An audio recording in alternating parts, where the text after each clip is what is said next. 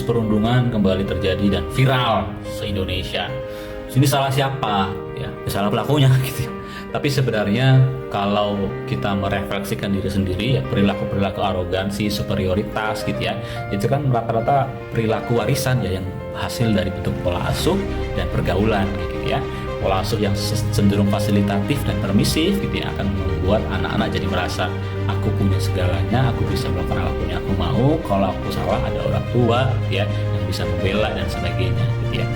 Jadi memang perilaku-perilaku itu memang tanggung jawab utamanya ada di rumah sih, dari orang tua yang sama-sama nguatin lah supaya gimana caranya anak-anak ketika keluar bersosialisasi ketemu teman-teman tidak semena-mena karena memiliki tanggung jawab terhadap apa yang dilakukan. Nah, tapi ngomong perilaku bullying kan sering terjadi di sekolah dan ini pastinya menjadi konsentrasi para guru ya dan menjadi tanggung jawab kepala sekolah.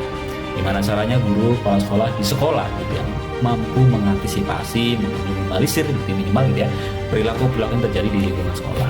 Kalau kembali ke backgroundnya kan biasanya terjadi karena perilaku-perilaku yang muncul dari senioritas yang merasa menjadi kakak kelas, lebih kuat, lebih strong ya dari kelas ada senior, atau mungkin terjadi di kelompok-kelompok tertentu yang sering ngumpul dan ngumpulnya tuh nggak belajar, nggak ngapa-ngapain ya pasti ke arah negatif kayak gitu ya.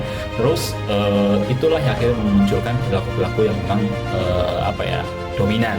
Ya, ketika ada anak baru yang nggak sesuai dengan perilaku mereka, mereka akan cenderung agresif dan ingin mereka manut ikutin gaya mereka. Nah, apa yang bisa kita lakukan di sekolah untuk meminimalisir perilaku seperti kita sebagai guru, juga kepala sekolah pastinya perlu melakukan terobosan-terobosan di mana sekolah tidak hanya sebagai tempat mengejar nilai, belajar, ujian, nilainya bagus, belajar, ujian, nilai bagus, ya, tapi diberikan ruang-ruang refleksi yang memang cenderung mengakomodir perasaannya, ya, kesenangannya, tapi dengan panduan para guru, gitu ya. Ini yang dilakukan di salah satu sekolah di Jakarta juga gitu ya. Mereka mengakomodir kegiatan ya antara kakak dan adik kelas yang disebut dengan friendship day, di mana kakak dan adik kelas bisa bermain bersama, ya, nongkrong bersama dengan agenda yang dirancang sedemikian rupa sesuai dengan minat bakat mereka.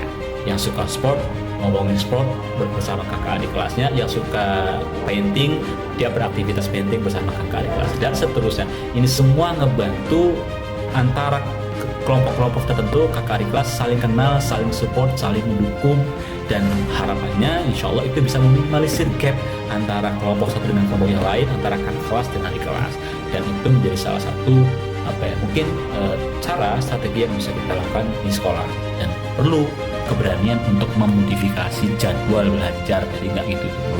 Terima kasih, semoga anak kita selamat dunia.